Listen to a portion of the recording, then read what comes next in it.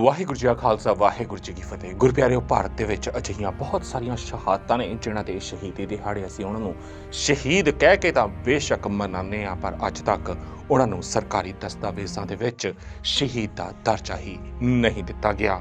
ਇਹ ਗੱਲ ਚਾਹੇ ਭਗਤ ਸਿੰਘ ਦੀ ਹੋਵੇ, ਰਾਜਗੁਰੂ ਦੀ ਹੋਵੇ ਜਾਂ ਸੁਖਦੇਵ ਦੀ। ਇਹ ਉਹ ਕੌਮੀ ਸ਼ਹੀਦ ਨੇ ਜਿਨ੍ਹਾਂ ਨੇ ਦੇਸ਼ ਵਾਸਤੇ ਆਪਣਾ ਆਪ ਵਾਰ ਦਿੱਤਾ, ਪਰ ਅੱਜ ਤੱਕ ਇਹਨਾਂ ਦੇ ਪਰਿਵਾਰ, ਬਹੁਤ ਸਾਰੀਆਂ ਜਥੇਬੰਦੀਆਂ ਲਗਾਤਾਰ ਲੜ ਰਹੀਆਂ ਨੇ ਕਿ ਇਹਨਾਂ ਨੂੰ ਸਰਕਾਰ ਸ਼ਹੀਦ ਦਾ ਦਰਜਾ ਦੇਵੇ। ਤੇ ਦੂਸਰੇ ਪਾਸੇ ਜੇਕਰ ਗੱਲ ਮੋਹਨਦਾਸ ਕਰਮਚੰਦ ਗਾਂਧੀ ਦੀ ਕੀਤੀ ਜਾਵੇ ਤਾਂ ਉਸ ਨੂੰ ਮਹਾਤਮਾ ਦਾ ਦਰਜਾ ਦੇ ਕੇ ਹਰ ਕਿਸੇ ਨੇ ਪਲਕਾਂ ਤੇ ਬਿਠਾਇਆ, ਨੋਟਾਂ ਦੇ ਉੱਤੇ ਗਾਂਧੀ ਦਾ ਚਿੱਤਰ ਛਪਵਾਇਆ ਤੇ ਉਸ ਨੂੰ ਰਾਸ਼ਟਰ ਪਿਤਾ ਦਾ ਦਰਜਾ ਦੇ ਦਿੱਤਾ। ਪਰ ਕੀ ਇਹ ਦਰਜਾ ਦੇਣਾ ਵਾਜਬ ਸੀ? ਕੀ ਵਾਕਈ ਹੀ ਮੋਹਨਦਾਸ ਕਰਮਚੰਦ ਗਾਂਧੀ ਦਾ ਇੰਨਾ ਵੱਡਾ ਬਲੀਦਾਨ ਸੀ ਦੇਸ਼ ਦੀ ਆਜ਼ਾਦੀ ਵਿੱਚ ਜਿੰਨਾ ਵੱਡਾ ਬਲੀਦਾਨ ਸਾਡੇ ਸ਼ਹੀਦਾਂ ਨੇ ਦਿੱਤਾ?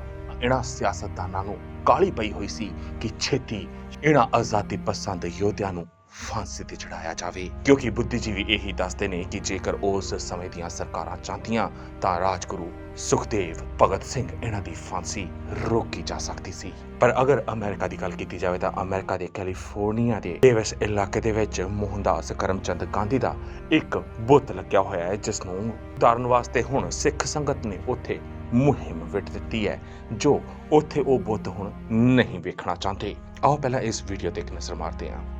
Free our expressions of freedom, whether we agree or we don't agree with issues, but yet the right to free speech is a very integral part of America.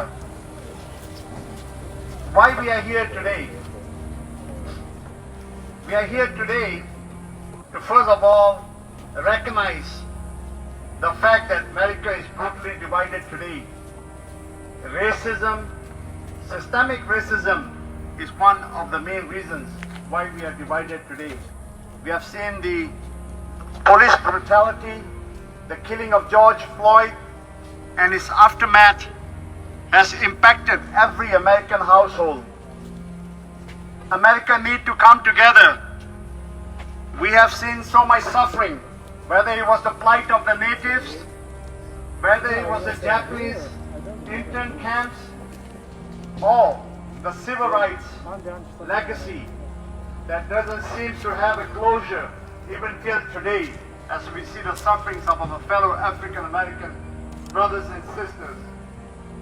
So one of the symbols that stands in this park is a person called Mohandas Karam Gandhi, commonly called Mahatma Gandhi.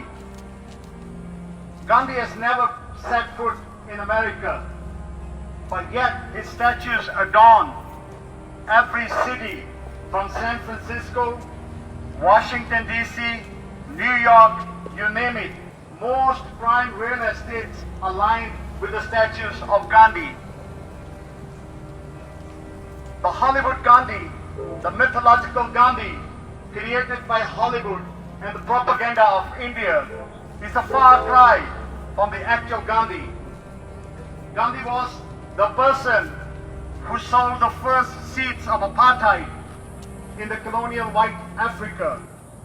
He used his education, he used his law degree which he got from London to create a multi-tiered colored system based on the color of your skins, where he wanted the whites to be predominantly the ruling party, followed by the upper caste Indians, for which he fought for. His main goal was to keep himself one step above the natives of Africa. He despised them. protest कर रहे He had हैं nothing to do Gandhi with के them. He called बहुत them against. savages and animals. The world is not flat anymore, it's round.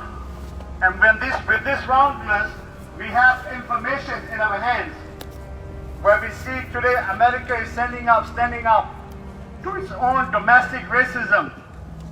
But the symbol, the monster of hate, who hated blacks, not only he hated blacks, today America is confronting Cosby. They are confronting the Weinsteins. America is confronting its sexist, hidden sexist garbage that has been piled up for too long and is confronting Cosby's. Yet no one wants to confront Gandhi. He spent his entire life sleeping naked and raping his two grandniece. We have a lot to call for. A statue of Gandhi here is bad for the African Americans. A statue of Gandhi here is bad for the women of America. A statue of Gandhi here in Davis doesn't give Davis a good name. It gives Davis a bad name. The city of Davis is losing its reputation in the midst of the protest against George Floyd and the police brutality in America. The people, America is standing up to racism. We have seen the desecration of Gandhi statues from London to Washington DC, right here in Davis, to many, many cities. The people of Ghana stood up to the racist Gandhi. His statue was taken down from the University of Ghana. Gandhi is mired in lawsuits in Malawi. The Indian state has issued a food for statue. That means all the poor nations of Africa are given grains, are given food on the condition they put a statue of the racist Gandhi, the person who caused so much misery. Gandhi was also very appreciative and praised Hitler many times. He said, Hitler, you are not a bad man. And his legacy is mired with sexism, racism, Nazism, you name it. Gandhi's freedom policies caused the separation of the continent into India and Pakistan. 1.2 million people lost their lives. 12 million people were displaced. Gandhi has been rejected from the Nobel Peace Prize not once, not twice, but 5 times. The city of Davis needs to take this statue down. A Nobel Society 5-time reject. A person whom the families of India says is responsible for the culture of rape and dehumanizing women there today. The people of Ghana have spoken, and so have the people of America when they put the word racist and rapist on Gandhi in the capital of the United States. The ambassador of the United States was forced to apologize on behalf of America to the Indian state, which is a nationalist government that believes in the Aryan caste ideology. The U.S. ambassador apologized for Americans who desecrated the Gandhi, rightfully put the word racist and rapist. So today we stand united for America. We love our country. We are going through some bad times, but we're going to come out of it strong. If all these statues are not good for America, we cannot accept Gandhi on the American soil. So thank you for coming, and we will walk towards the statue, and there will be more speakers there. Thank you.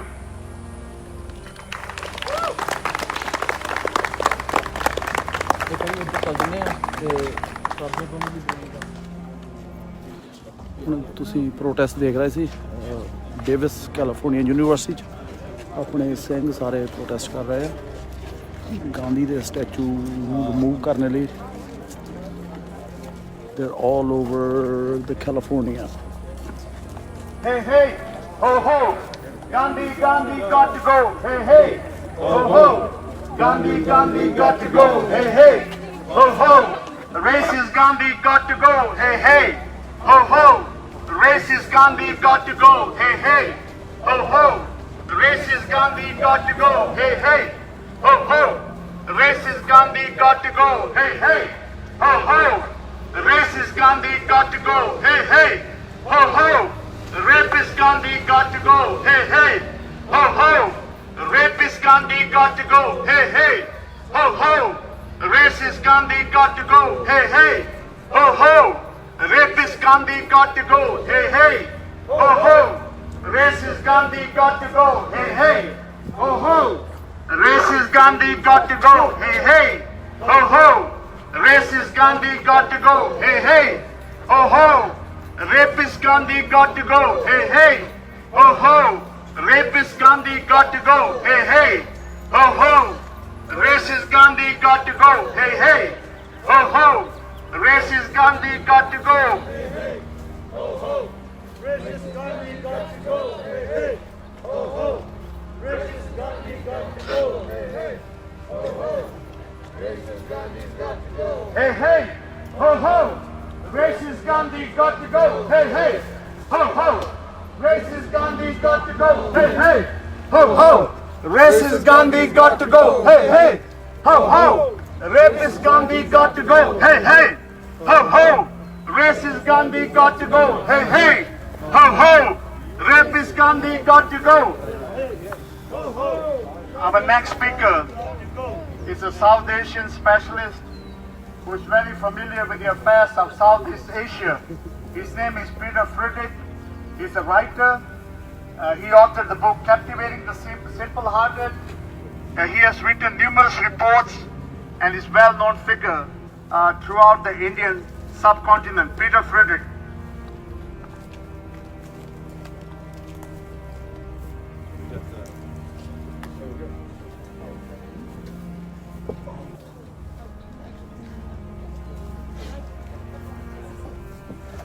ਆਪਾਂ Davis California ਤੋਂ Punjabi radio USA ਤੇ live ਹੋ ਰਹੇ ਹਾਂ। ਗਾਂਧੀ ਦੀ ideology ਤੇ ਗਾਂਧੀ ਦੇ ਬੁੱਤ ਨੂੰ ਲੈ ਕੇ ਪ੍ਰੋਟੈਸਟ ਚੱਲ ਰਿਹਾ ਹੈ। Say his name. George Floyd. Say his name. George Floyd. Say his name. George Floyd. Say her name. Breonna Taylor. Say her name. Breonna Taylor. Say her name. Breonna Taylor.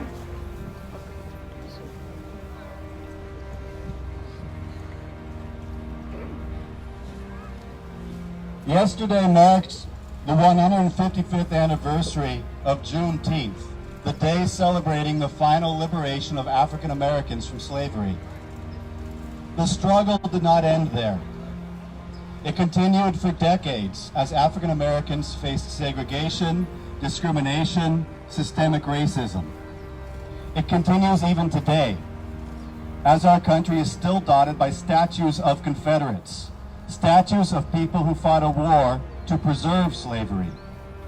Today, these statues are being torn down, sometimes through legal processes, and sometimes by understandably infuriated crowds angry over the ongoing glorification of slaveholders. These statues should be taken down. But there's at least one useful thing about these statues. At least they stand for what we expect. They symbolize what they are intended to symbolize. They represent exactly what we think they represent. There is no confusion. What you see is what you get, a statue of a racist. In our complex world, however, what you see is not always what you get. The path we must take in the struggle to free our society from racism is more clearly marked if and when the history we are taught truthfully reveals that yes, this person who is elevated on a pedestal and glorified through a statue was actually a racist. We face a more complicated journey when confronted by statues of people who, we are told, represented justice, equality, and peace, and yet actually and in fact represented the exact opposite, as in the case of Mohandas Gandhi. Whether it was Martin Luther King Jr. or Nelson Mandela, the basis of their ideas was Mahatma Gandhi. It was Gandhi's vision. That's what Indian Prime Minister Narendra Modi said last year to commemorate the 150th birthday of the so-called Mahatma, or Great Soul. Thus, we are told, the struggle for black liberation from the United States of America to South Africa owes its very existence to Gandhi. The Gandhi movie was released in 1982. This Hollywood depiction of the Indian icon is the narrative with which most people in the West are familiar. What was not advertised, however, is that the Indian government funded the film. Nor did anyone want to advertise what the Indian government, while paying to promote Gandhi as a cult figure, was actually doing to people in India. 5 years before the Gandhi movie was released, the Indian government was still imposing an emergency on the country. They suspended elections, imprisoned and tortured journalists and political opponents across the country, and forcibly sterilized millions upon millions of Dalits, those formerly known as untouchables, Muslims, and others. In 1984, 2 years after the Gandhi film was released, the Indian government led a genocide against Sikhs in New Delhi, the capital of the country, and other areas, killing thousands upon thousands, butchering them in the streets. In the 1990s, the Indian police and army disappeared thousands of Kashmiris and Punjabis, creating widows and orphans en masse. At the same time, the Indian government was paying to install hundreds of statues and busts of Gandhi all around the world. They were still going at it hard in the early 2000s when violence erupted in Gujarat, Gandhi's birthplace. Erupted is not exactly the correct term for the organized slaughter. It was a pogrom. For 3 days, Modi, who is now Prime Minister of India, oversaw the systematic extermination of thousands of Muslims by mobs affiliated with his political party and supported by the police. A few years later, in another state, Modi's political party, the BJP, massacred Christians. But what do we hear today? The world bows to you, beloved Bapu, said Modi on Gandhi's last birthday. Modi called Gandhi the best teacher to guide us, said he epitomized trust among all sections of society, and insisted that he envisioned a world where every citizen has dignity and prosperity. 2 months after Modi bowed to Gandhi as his guide, the BJP passed a citizenship law that made religion the basis for becoming an Indian citizen. The law is intended to be combined with a proposed National Register of Citizens.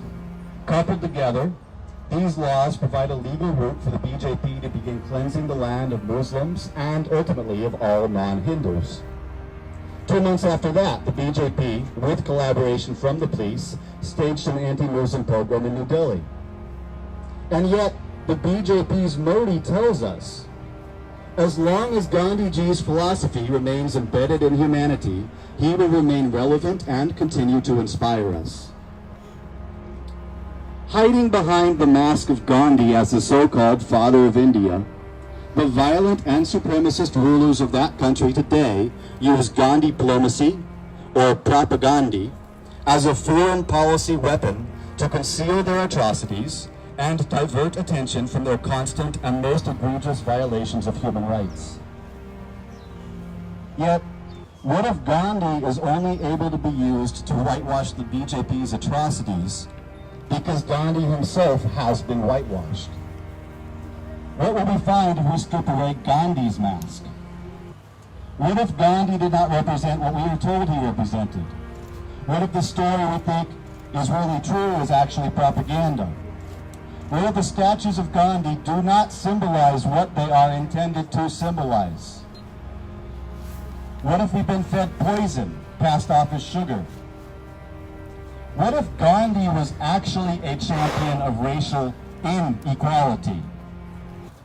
The hard fact of the matter is that Gandhi was actually a champion of racial inequality. Gandhi's anti-black racism is widely acknowledged today, although rarely closely examined and often quickly excused. According to his grandson, Gandhi was at times ignorant and prejudiced about South Africa's blacks. That's an understatement. Gandhi lived in South Africa for 21 years. He spent a huge portion of his professional life there. He didn't leave until he was 45 years old. And while he was there, he said a lot of racist things. A lot of very racist things.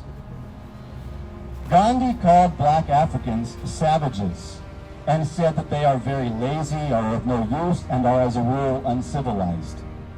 He called Africans, quote, the children of black heathendom and outer darkness, and claimed that an African's sole ambition is to collect a certain number of cattle to buy a wife with, and then pass his life in indolence and nakedness.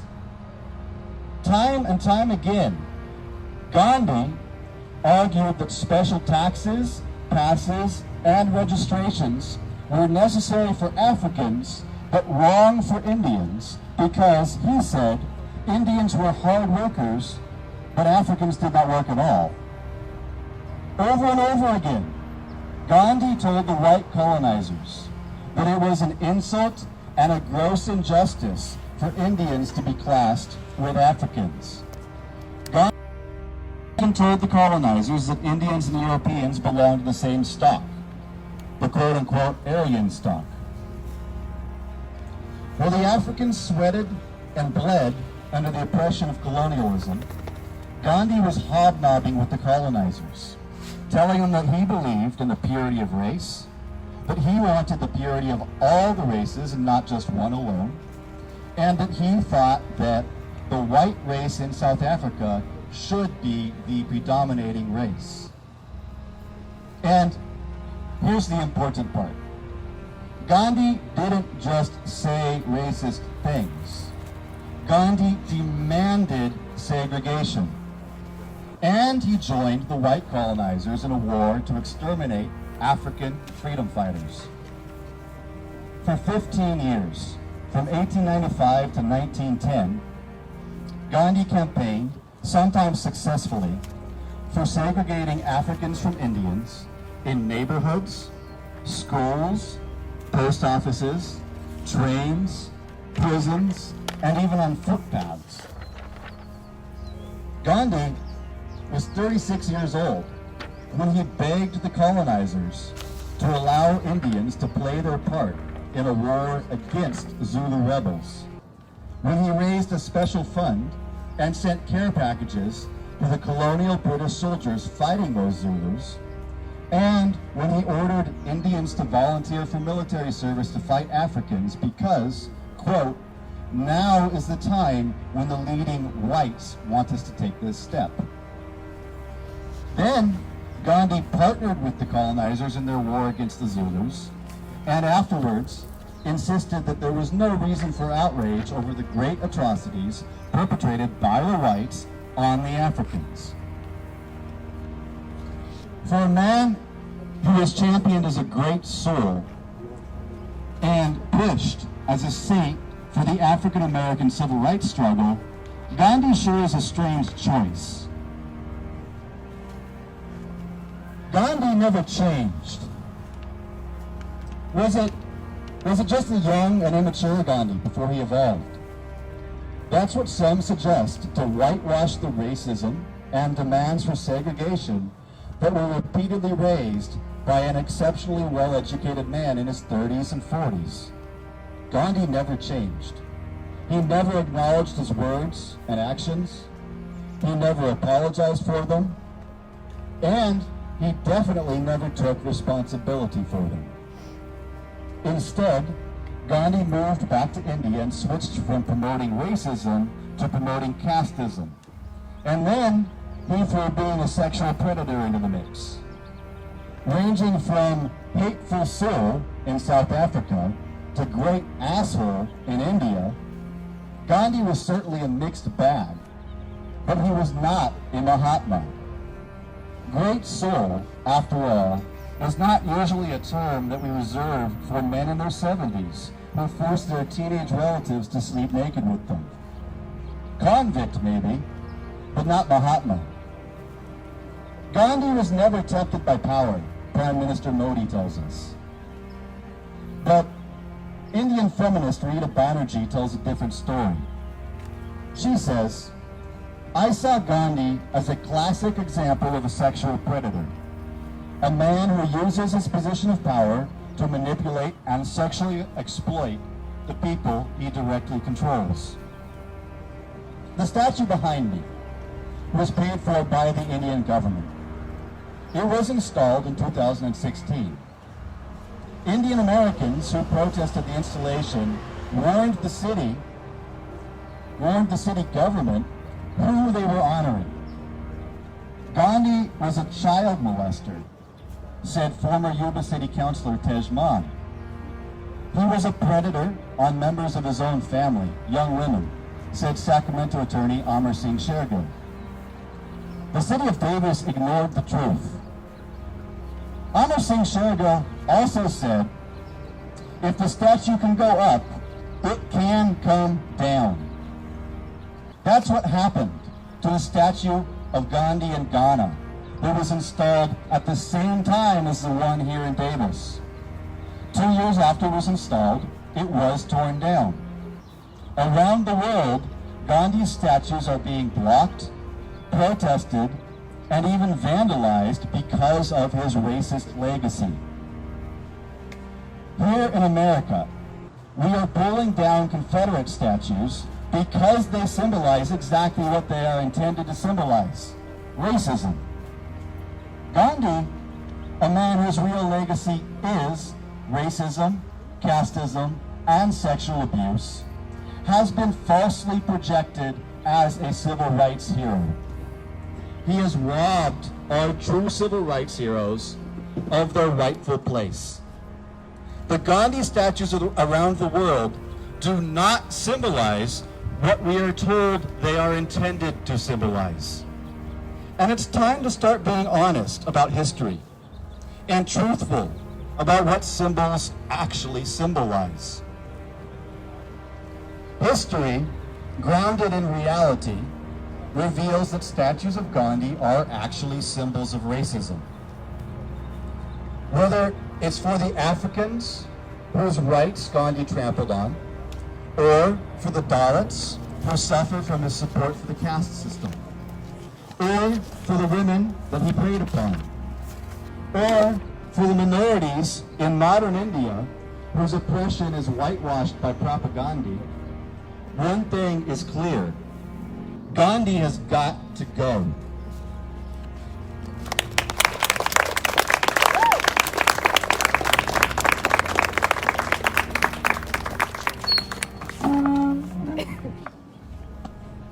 We are dedicating this evening to a very brave soul, Steve Biko, who was tortured fighting apartheid and died in the prisons, tortured to death in colonial, in South Africa apartheid era.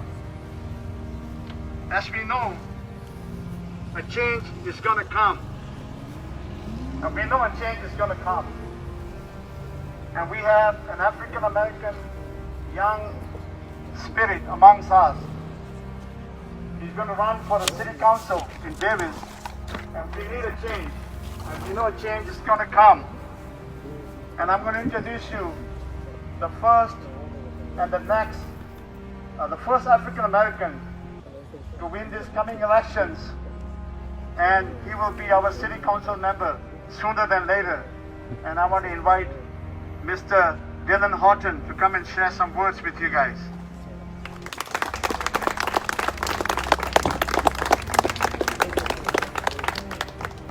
Good evening, folks. My name is Dylan Horton. I'm the chair of the Davis Police Accountability Commission. The last speaker started off talking about Juneteenth, and I think that's an interesting place to reflect on. My family are the descendants of Central Texas slaves. So Juneteenth in Texas has a deep meaning in my family. I think it's also interesting to reflect on, if any of y'all were on Facebook yesterday, you saw Facebook declare that Juneteenth was the day that slavery ended. If you know anything about that, that's not true, obviously.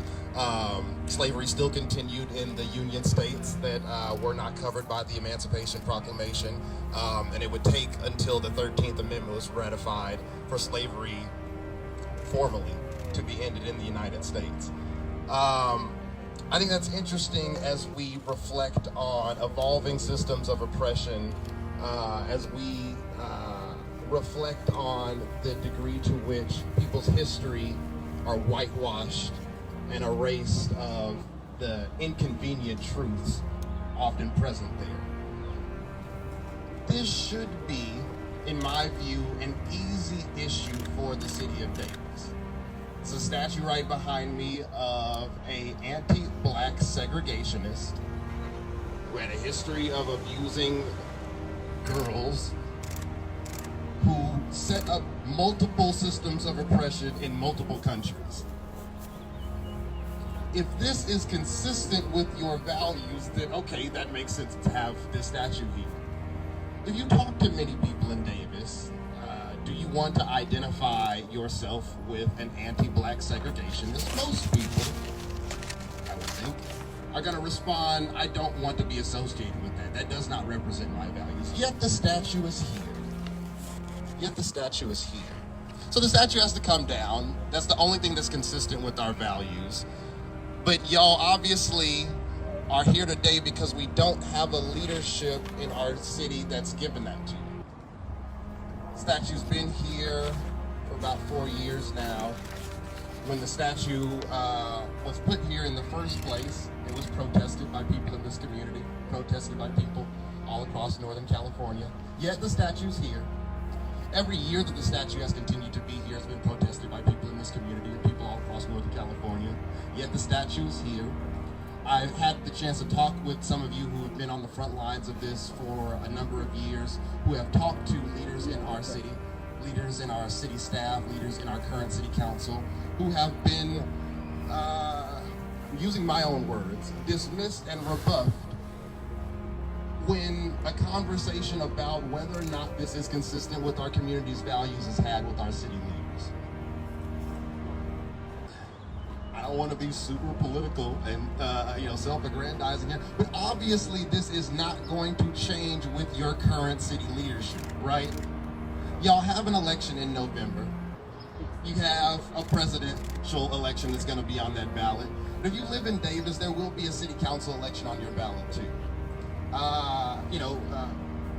A lot of y'all are here sort of in the spirit of solidarity with the Black Lives Matter movement. I definitely appreciate that. I know black people in this community definitely appreciate that. We're gonna have someone on the ballot, the mayor of our city right now, who is the most unabashedly pro-police person on the current Davis City Council. A person who has been willing to sign a blank check to expanded policing and reduce police accountability every chance they got. So please exercise your vote in a couple of months. Please email your city council and show up at the city council meetings. They're on Zoom right now because of the COVID crisis. So you can show up right in your own homes. You don't even have to wear pants. It's real easy to engage that way because they represent you at the end of the day. Before November, they are empowered and entitled to remove this statue. That's the right thing to do, right? I think if you engage your city government in a campaign of increased awareness.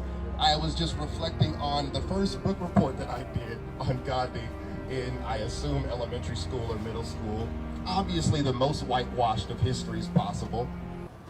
I assume that there are a lot of people in this community who are just unaware because of their K-12 education that is horribly substandard here in the United States. We all know that.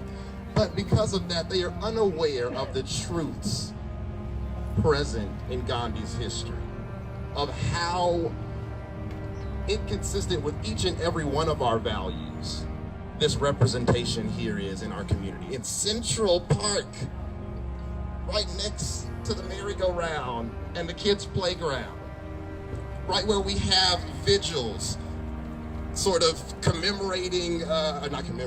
sort of combating incidents of hate in our community and around the world. They all happen right here, in this park, in the shadow, in the presence of this statue. It's wrong. It has to change. Your government that exists right now should change it, but absent that, you should elect a new government in November. Thank y'all.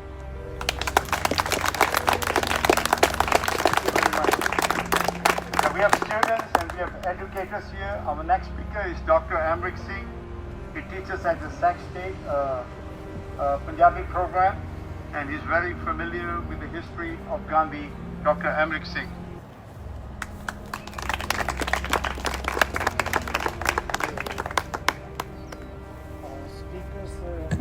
speakers before me already highlighted what this statue stands for. I just want to bring your attention where Gandhi was idolized. That's in India during British occupation of India, British imperialism. So they fashioned Gandhi as a colonial Mahatma to put a kind of a cover to the violence of the imperialist British, to glorify, their violence. ਸਿੱਖ ਧਰਮ ਦੀ ਹਰ ਗਤੀਵਿਧੀ ਅਤੇ ਗੁਰਬਾਣੀ ਵਾਸਤੇ ਹੁਣੇ subscribe ਕਰੋ ਗੁਰਬਾਣੀ ਅਖੰਡ ਬਾਣੀ ਅਤੇ notifications ਵਾਸਤੇ ਬੈਲ ਨੂੰ ਰਿੰਗ ਕਰੋ।